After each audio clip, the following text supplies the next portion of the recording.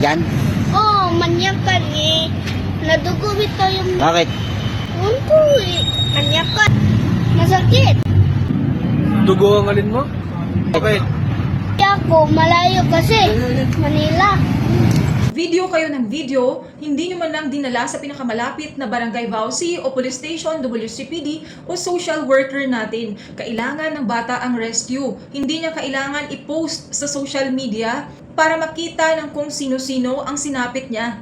Hindi man lang natin siya prinotektahan, hindi man lang natin inalintana, hindi man lang natin inisip yung dignidad at proteksyonan siya.